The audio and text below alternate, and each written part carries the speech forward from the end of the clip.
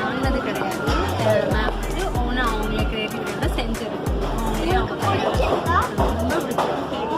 மேமோட எங்கள் மேம் பண்ணுறது எல்லா விஷயங்களும் எனக்கு பிடிக்கும். இது ஒரு ஆக்டிவைஸ் பண்ணியிருக்காங்க. இது ஒரிஜினல் லென்ஸ்